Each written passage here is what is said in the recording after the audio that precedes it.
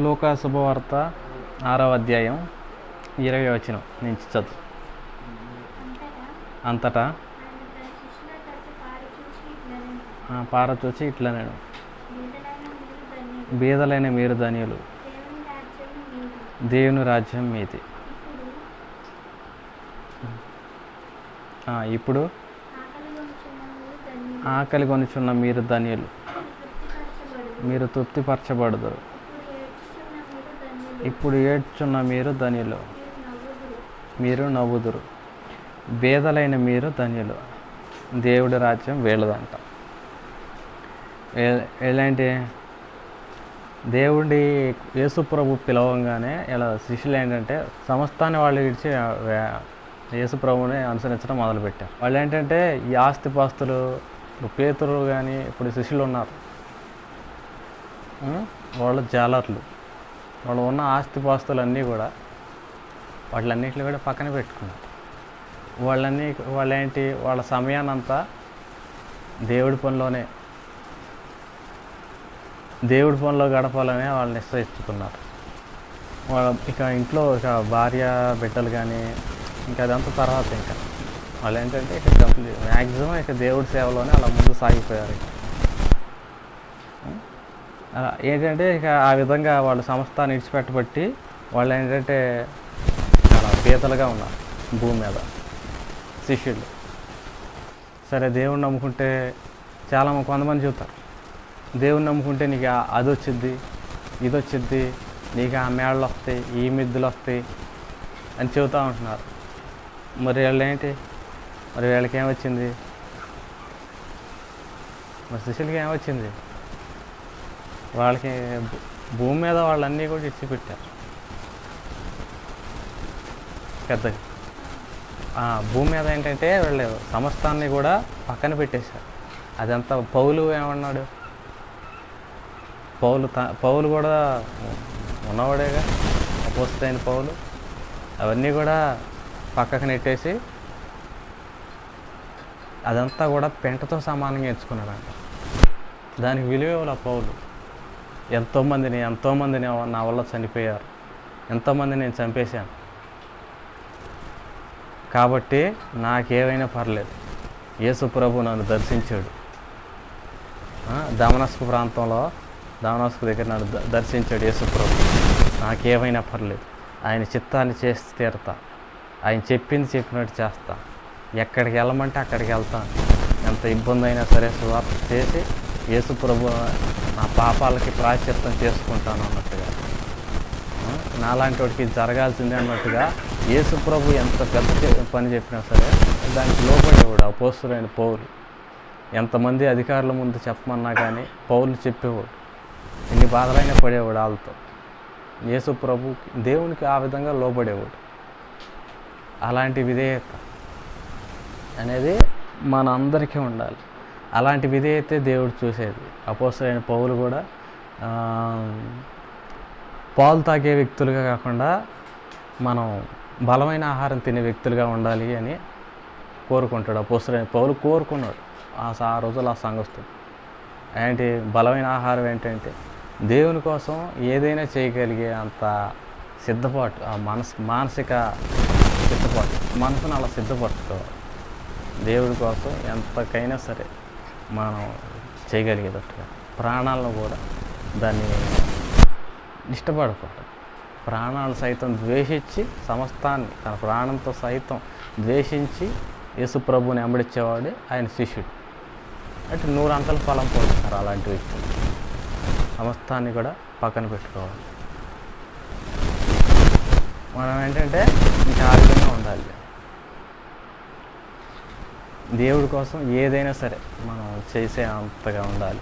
మనం ఈ లోక వ్యవహారాలు తిండి కోసం, ఇప్పుడు లోకస్తులు ఉంటారు, వాళ్ళు ఏం చేస్తారు? తిండి కోసం, మంచి వస్త్రాల కోసం పాకులాడతారు. వాళ్ళ కష్టాన్ని బూడిదలో పోస్తారు, వృధాగా పోస్తారు. అలా వేస్ట్. మురుగుంట్లో గ్లాసు నీళ్లు మురుగుంట్లో పోసిన వ్యక్తులు లాంటి వాళ్ళు.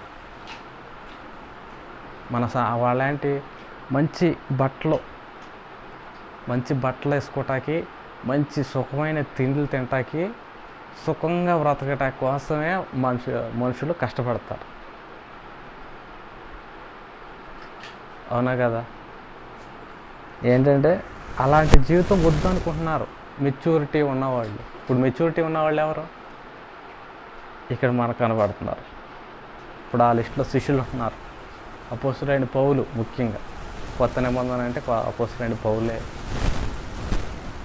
వాళ్ళంతా కూడా మంచి మెచ్యూరిటీ ఉన్నవాళ్ళు.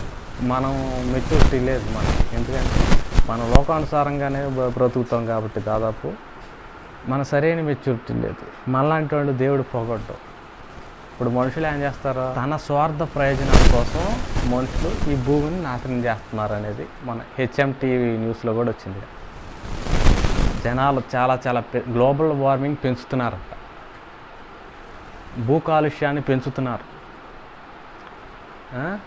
ఇప్పుడు ఈ ఫ్రిడ్జ్లు కానీ ఈ పొల్యూషన్ వల్ల, వీటిలన్నిటి వల్ల పైన వాతావరణం వేడెక్కిపోతుంది. మనిషి చేసే ఆ సుఖభోగాల వల్ల ఈ వాతావరణం అల్లాడిపోయి వేడెక్కిపోతుంది, తట్టుకోలేకపోతుంది, అల్లాడిపోతుంది. ఈ వేడికి మంచు అంతా కరిగిపోతుందంట. అంటార్కిటికా, ఈ ఖండాలు ఉన్నాయి కదా, ఆర్కిటికా, అంటార్కిటికా, ఈ ఖండాల్లో ఈ మంచు ప్రాంతాలు ఇవన్నీ కూడా కరిగిపోయి నది ఇలా పెరుగుతుంది. సముద్ర మట్టం పెరుగుతుంది. పెరిగే కొద్దీ ముంపుడికి గురైపోతున్నాయి. నది పక్క సముద్రం పక్కన ఉన్న సిటీలు ఉన్నాయి కదా, ఇప్పుడు ముంబై కానీ, ఈ కోల్కత్తా కానీ, అమెరికాలో ఎన్నో సిటీలు అంట, 35 ఎన్నో మొత్తానికి. ఇవన్నీ కూడా ముంపుకు గురైపోతున్నాయి మనిషి చేసే ఈ లోటుపాట్ల వల్ల. అత్యాస ఉన్నదంతా తృప్తిగా ఉండి అన్న వస్త్రాలు కలిగి తృప్తిగా ఉండమని పౌలు అంటాడు. అదే మీ విధే అంటాడు అపోస్తలుడైన పౌలు. మనుషులు అలా కాదుగా. ఆశకి మితం లేని ఆశ మనుషులకు ఉంటుంది. వాళ్ళేంటి పెద్ద భవనాలు కట్టేస్తున్నారంట జనాలు. పెద్ద భవనాలు కట్టేసరికి ఆ వెయిట్కి తట్టుకోలేక కృంగిపోతుంది నేల ఏమో కృంగిపోతుంది. సముద్రం ఒడ్డిన నేల. ఇప్పుడు మనం ముంబై ఉంది, పెద్ద మేడలు ఉంది. ఆ మేడకు వెయిట్ తట్టుకోలేక కృంగిపోతుంది నేల. దానికి తోడు వాటర్ కూడా పెరుగుతుంది. ఈ మంచు కరిగి వాటర్ సముద్రం పెరుగుతుంది. పెరిగేసరికి నీరు పెరుగుతుంది, ఇది కుంగిపోతుందట. అలా మునిగిపోయిద్దంట. రాబోయే రోజుల్లో ముంపుకు గురైపోతాయి అంటే ఈ గొప్ప నగరాలు, ఈ ముంబై కానీ, కోల్కత్తా కానీ. అది వాళ్ళకి తెలుసు, అయినా కానీ చేస్తారు. అదే అవివేకం అంటే. ఇప్పుడు రోడ్ల మీద టౌన్లో ఉన్నాయి. టౌన్లో పొల్యూషన్ ఎక్కువ. ఆ పొల్యూషన్ మనిషికి హాని అని తెలుసు. మనిషికి కావాల్సింది అన్నిటికంటే దేహం నిలబడాలంటే కావాల్సింది ఏంటంటే గాలే కదా మెయిన్. ఆహారం కాదు, గాలి మెయిన్. గాలి లేకపోతే 3 నిమిషాలు 2 నిమిషాలు ఉండలేం. ఆ ముఖ్యమైన ఆ గాలినే పాడు చేస్తున్నాడు మనిషి. తెలిసి పాడు చేస్తున్నాడు. అదే మనిషి. మూర్ఖంగా నడిచేవాడే మనిషి అంటే. తన కొమ్మని తానే నరుక్కునేవాడే మనిషి. అజ్ఞాని అనే అర్థానికి దానికి ఉదాహరణ మనిషిని ఇచ్చుకోవచ్చు. ఎందుకంటే అన్నీ చేసేవి పిచ్చి పనులే మనుషులు భూమి అది చేసేది. ఇంకో 1000 సంవత్సరాల్లో ఈ భూమి అంట మనుషులు నివసించడానికి పనికిరానంత ఒక చెత్తకుప్ప అయిపోయింది. ఇప్పటికే సముద్రాలు కానీ చాలా చోట్ల సముద్రాలు కూడా పొల్యూషన్ అయిపోతున్నాయి. ప్లాస్టిక్ ఇలాంటి చెత్త చెదారం అంతా కూడా కనపడుతుందండి, ఎక్కువ కనపడుతుందంట. ప్లాస్టిక్ పొల్యూషన్, భూ కాలుష్యం వల్ల భవనాలు కట్టారనుకో, కింద తనుడు ఉండదుగా సరిగ్గా. తనుడు ఉండకపోతే ఏమవుతాయి? భూకంపాలు వచ్చినప్పుడు ఊరికే కూలిపోతాయి. దానికి లైఫ్ ఉండదు కదా సరిగ్గా. కింద బేస్మెంట్ సరిగ్గా లేకపోతే అలా నేల బొక్కలుగా ఉందనుకో, నేల లోపల దాని మీద బిల్డింగ్ కట్టినా కానీ ఎంతకాలం అని ఉంటుంది? అది దానికి కూలిపోయే ప్రమాదాలు ఎక్కువగా ఉంటాయి. అలా మనిషి తన ఏళ్ళతో తనకన్నే పొడుచుకుంటున్నాడు. అది తప్పని తెలిసినా కానీ మనిషి చేస్తాడు. అంత అజ్ఞానంగా ప్రవర్తిస్తాడు. అలాంటి అజ్ఞానంగా ప్రవర్తించకుండా జ్ఞానంగా ఉండమని సామెతల గ్రంథం మనకి చెప్పింది. భక్తి చేసేవాడు శ్రేష్ఠుడు. యెహోవా పట్ల ఆ భయభక్తులని ఉండాలి. యెహోవా యందు భయభక్తులు జ్ఞానానికి మూలం, ఆరంభం. యెహోవా యందు భయభక్తులు కలిగి ఉండాలి. ఇప్పుడు ప్రసంగిలో లాస్ట్ అధ్యాయంలో లాస్ట్ 2 వచనాలు చెప్పేది ఏంటి? మీరు భూమి మీద ఎన్ని చేసినా ఏం చేసినా అదంతా వచ్చేదేమి ఉండదు మనకి. అదంతా మన కష్టం అంతా, మనుషులు పడే ఆ కష్టం అంతా గాలి ధూళికి వెళ్ళిపోయింది. అది ఉపయోగమే ఉండదు. మన పిల్లలకి అనుకుంటాం కానీ వాళ్ళు కూడా భూమి మీద ఉండేది క్షణకాలమే. క్షణకాలం తర్వాత అది వెళ్ళిపోయిద్ది, అది మట్టిపాలు అయిపోయిద్ది. మన శ్రమ అంతా ఏం ఉండదు. ఇప్పుడు మన భూమి మీద ఉండి, ఇప్పుడు ఉదాహరణకి 10 కోట్లు సంపాదించారు, భూమి మీద కష్టపడి 10 కోట్లు సంపాదించారు. ఇది దేవుడికి ఇవ్వాల్సిన సమయాన్ని అంతా కూడా దేవుడికి ఇవ్వకుండా ఆ సమయాన్ని దొంగిలించి ఇటు లోకంలో పెట్టి 10 సంవత్సరాలు 10 కోట్లు సంపాదించారనుకోండి. అది 2-3 తరాలు కొద్ది వెళ్ళే కొద్దీ ఇది ఉండదుగా, అది పాడు చేసేస్తారు. అది ఉండిద్దో ఊడిద్దో దాదాపు పాడు చేసేస్తారు.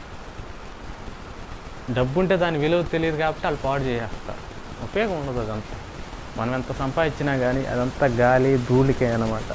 కాబట్టి దేవుడు చెప్పేది ఏంటంటే, మనం సంపాదించాల్సింది ఏంటి? మనం సంపాదించాల్సింది దేవుడి దయను సంపాదించుకోవాలి. దేవుడు దయను సంపాదించుకుంటే అసలైన లోకంలో మనకి మంచి లైఫ్ ఉంటుంది, మంచి ప్రాంతాలకు వెళ్తారు. ఇప్పుడు ఢిల్లీ ఈ మంచి మంచి సిటీలు మనకి నివాసానికి బాగుంటాయి అనుకుంటాం. గొప్ప ప్రాంతాలు ఇస్తాడు పరలోకంలో. ఎవరికి? అపోస్తుడైన పౌలు లాంటి వాళ్ళకి, శిష్యుడు లాంటి వాళ్ళకి గొప్ప ప్రాంతాలు ఉంటాయి వాళ్ళకి. పరలోకమే ఒక లగ్జరీ సిటీ అది.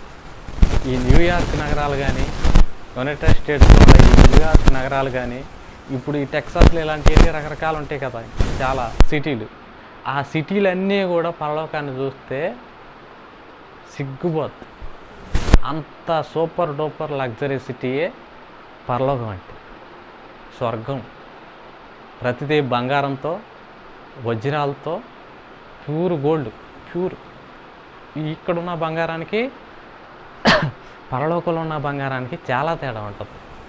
అది భయంకర. ఇప్పుడు 22 క్యారెట్ గోల్డ్, అది మంచి గోల్డ్, శుద్ధమైన గోల్డ్ కదా. పరలోకంలో ఇంకా నాణ్యమైనవి ఉంటాయి. దాని లోపల నుంచి కూడా వెలుతురు వచ్చేది, ప్రతి మెరుస్తూ ఉంటాయి. అలా ప్రతి కూడా సూపర్ క్వాలిటీగా ఉంటుంది పరలోకంలో. అలాంటి లగ్జరీ సిటీల్లో మంచిగా ఉండాలంటే భూమి మీద ఉన్నంతకాలం దేవుడి యందు భయభక్తులు కలిగి ఉండాలి. ఇప్పుడు వజ్రాలైనా సరే, వజ్రాలు పరలోకంలో బంగారం, వజ్రాలు, వైడూర్యాలతో మొత్తం ఉంటుంది పరలోకం. అంత గొప్ప సిటీకి వెళ్ళాలంటే అది మామూలు విషయం కాదు. ఆ లోకంలో, ఆ పరలోకంలో, ఆ స్వర్గలోకంలో మనం మంచి స్థానానికి రావాలంటే ఈ భూమి మీద ఉన్నంతకాలం మనం చాలా జాగ్రత్తగా ఉండాలి. ఇక్కడి నుంచే మనం సిద్ధపడాలంట. దాన్ని సంపాదించుకోవటం కోసం ఎంత రిస్క్ అయినా మనం చేయాలంట. ఇప్పుడు బోధలు ఎలా చెప్తున్నారో, దేవుడు నమ్ముకుంటే నీకు ఆ బిల్డింగ్ వచ్చిద్ది, దేవుడు నమ్ముకుంటే నీకు ఇది వచ్చిద్ది, దేవుడు నమ్ముకుంటే నువ్వు భారతదేశాన్ని అంతా తెల్లారికే కొంటావు, నీకు విశ్వాసం ఉండాలి, ఈ టైప్లో చెబుతున్నారు. లోకాశలు ఏంటంటే పెంపొందిస్తున్నారు. ఆశీర్వాదం అనేది పరలోకంలో ఉంది. మీరు పైన ఉన్న వాటిని వెతుకుడి, భూ సంబంధమైన వాటి మీద ఆశ పెట్టుకోనుకోడి అని ఉందా? పైన ఉన్నాయి కదా. ఏంటంటే మన మనసు అంతా పరసంబంధమైన వాటిపైన, విషయాలపైన మనసు దృష్టి అక్కడ నిలుపుకోవాలి. భూ సంబంధమైన వాటిపైన మనం ఎంత తగ్గించుకోగలిగితే అంత శ్రేష్ఠులు అవుతారు. దేవుడు చెప్పే మాట అది. వీళ్ళంతా కూడా సమస్తాన్ని విడిచి యేసు ప్రభుని వెంబడించగలిగారు. ఆ సామర్థ్యం కూడా యేసు ప్రభు తన పరిశుద్ధాత్మ ద్వారా వీళ్ళలో ప్రార్థన చేసే కొద్దీ పోసాడు, కుమ్మరిచ్చాడు. అదంతా ఆ స్వభావం పరిశుద్ధాత్మ ద్వారా వాళ్ళకి వచ్చింది. వాళ్ళ ప్రార్థనలు ఎక్కువగా గడపటం ద్వారా వాళ్ళ సామర్థ్యాన్ని సంపాదించుకోగలిగారు. ఆ భక్తులు వాళ్ళు నిలబడగలిగారు. పేతురుని కూడా తలకిందులుగా పెట్టి సిలువేశారంట. యేసుప్రభు అంత గొప్పోళ్ళలాగా నన్ను సిలువేయద్దిలా నిటారుగా నన్ను తలకిందులుగా సిలువేయమని చెప్పాడంట. అలాగే చేశారంట. అది జ్ఞానం అంటే, అది జ్ఞానంగా జీవించడం అంటే ఏంటి? దేవుడి కోసం ఎంతటికైనా ముందుకెళ్ళిపోవటం, దేవుడి కోసం శ్రమ పడటమే జ్ఞానం. ఇప్పుడు నేను దేవుడి కోసం శ్రమ పడలేదనుకో, దేవుడు మెప్పించే పని నేను ఏమీ చేయట్లేదు అనుకో, అజ్ఞానిని అవుతాం. ఇప్పుడు మీరు అలాగే దేవుడిని మెప్పించలేదు అనుకో, ఏమవుతారు? అజ్ఞానులే అవుతారు.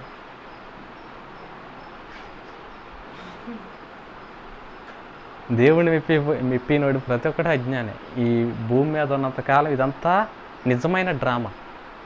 ఈ డ్రామానే జగన్నాటకం అంటారా? జగన్నాటకం ఇదంతా.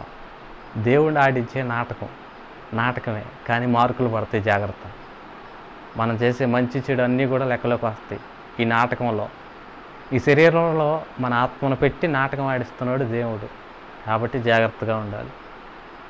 ఈ భూమి మీద ఉన్నంతకాలం మంచి చేస్తూ ఉండాలి, భక్తి చేస్తూ ఉండాలి. మొదట భక్తి, తర్వాత మంచి చెడులు మనతో పాటు వచ్చాయి, మనం మంచి చేయాలి. అవన్నీ కూడా మన ఆత్మ పైన ప్రింట్ అవుతాయి, మన ఆత్మతో పాటు వస్తాయి, మనతో పాటు. మనకున్న ఈ సమయాన్ని, శక్తిని దేవుడి కోసం మనం కేటాయించాలి. లోక 6వ అధ్యాయం 21వ వచనం. ఇప్పుడు ఆకలి కొనుచున్న మీరు ధన్యులు, మీరు తృప్తిపరచబడుతారు. ఇప్పుడు ఏడుచున్న మీరు ధన్యులు, మీరు నవ్వుతారు. దేవునికి స్తోత్రం, హల్లెలూయా. ఎంతోమంది సువార్థికులంట ఇప్పుడు అడవుల్లో కానీ సేవాపరంగా అడవుల్లోకి కానీ అటు ఇటు వెళ్ళిపోతూ ఉన్నారు. భూలోకమంతా సువార్త సేవ ప్రకటించాలని యేసుప్రభు ఆజ్ఞాపించిన ప్రకారంగా అడవుల్లో కూడా వెళ్ళిపోయి సువార్త సేవ చేస్తున్నారంట. తింటాకి లేకపోయినా అక్కడ ఏమైనా ఆకులు అలమలు ఉంటే, ఇదైనా ఆకులు 4 ఆకులు తీసేసుకుని తినేసి వాటితో కడుపు నింపేసుకుని, అంటే వాళ్ళకి ఈ నాలుకని జయించగలిగారు, కడుపుని నాలుకని జయించగలిగారు. అవి ఆకులు తినేసి దీన్ని నోరు మూపిచ్చేశారు. నువ్వు మేదకొని కూర్చో, 4 ఆకులు వేసి మేదకొని కూర్చో. దేవుడి పని జీవాహారం, దేవుడి పని చేయటమే నా జీవాహారం, నేను పోసేయటం నా పని కాదు. ఏదో ఒకటి వేస్తానో తినిపడి ఉండు, నేను తృప్తిపరచటం కాదు దేవుడు నన్ను పంపింది భూమి మీదకి అని దీన్ని మెదలకుండా నోరు మూపిచ్చేసాడు. పొట్ట నోరు మూపిచ్చేసి పలానా సేవకుడు మూపిచ్చేసి ఇక ఆదివాసీలకి, ఇక అడవిలో ఉన్న జనాలకి ఆ సువార్త సేవ చెప్పాడంట. చెప్పి వాళ్ళని రక్షిస్తూ ఉన్నాడంట. అలా చూసా, అది త్యాగం.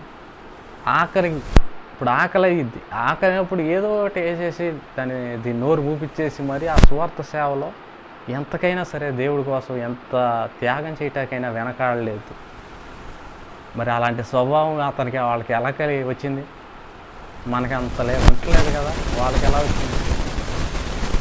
వాళ్ళ పరిశుద్ధాత్మ శక్తి, వాళ్ళ ఆ భారం, ఆత్మల గురించిన భారం, వాళ్ళ ప్రార్థన చేయటం వల్ల పరిశుద్ధాత్మ శక్తి, పరిశుద్ధాత్మ దేవుడు ఆ కుమ్మరిచ్చాడు ఆ భారాన్ని, మనుషులపైన ఆ ప్రేమని, ఆ భారాన్ని.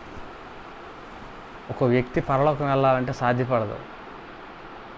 ఇప్పుడు చంద్రమండలం వెళ్ళాలంటే మనకి ఏది ఉండాలి అవసరం? రాకెట్ ఉండాలి కదా. రాకెట్ మీదే వెళ్తాం. మనిషి తెలుసుకుంటే ఏదైనా సాధించగలడు అంటాడు. అది వాస్తవే, నేను కూడా ఒప్పుకుంటా. ఇప్పుడు చంద్రమండలంకి వెళ్ళాలి, మనిషి ఏం చేశాడు? రాకెట్ కనిపెట్టాడు. చంద్రమండలం వెళ్ళాలంటే రాకెట్ కనిపెట్టాడు. ఆ రాకెట్ ద్వారా చంద్రమండలం వెళ్ళగలుగుతున్నాడు, సాధించాడు. చంద్రమండలం వెళ్ళాడు, సాధించాడు. అలాగే ఒక వ్యక్తి పరలోకాన్ని చేరవచ్చు, అది కూడా మనిషికి సాధ్యమైంది. అది ఎలా? యేసుక్రీస్తు ద్వారా ఒక వ్యక్తి పరలోకం వెళ్ళటం సాధ్యపడుద్ది. కానీ ఇంకా ఏ విధంగా కూడా పరలోకం వెళ్ళటం అనేది అసాధ్యం. ఎందుకంటే ప్రతి ఒక్కరి పాపాల వాళ్ళ నెత్తి మీద కూర్చుని చిందులేస్తూ ఉంటాయి, వాళ్ళని అణిచివేస్తూ ఉండిద్ది, పాతాళానికి తొక్కేస్తూ ఉండిద్ది. ప్రతి మనిషి మీద ఉన్న పాపం, ఆ పాపాన్ని తీసివేయటానికి వచ్చానని చెప్పింది యేసుప్రభు ఒక్కడే. ఆ పాపాన్ని తీసివేయటానికి వచ్చింది. మనుషులు చేసే ప్రతి ఒక్క పాపాన్ని కూడా అది దేవుడు తన కుమారుడి పైన వేసి దానికి ప్రాయశ్చిత్తం చేసాడు. యేసుప్రభు ఒక్కడే చేశాడు. ఇప్పుడు ఇంకా ఎవరి ద్వారాగా రక్షణ కలగదు. అది యేసుక్రీస్తు ప్రభుల వారి ద్వారా మాత్రమే మనుషులు అనేది పరలోకం వెళ్ళటం జరుగుతుంది. యేసుక్రీస్తు ప్రభువుల వారి ద్వారానే ఒక మనిషి స్వర్గం వెళ్ళటం జరిగింది. దేవుని లోకం, దేవుడున్న లోకం వెళ్ళాలంటే యేసయ్య ఉండాల్సింది ఒక మనిషి. ఎందుకంటే పాపాలనే పరిహరించింది యేసు ప్రభు ఒక్కడే. పాపాలని భస్మం చేసింది యేసు ప్రభువే.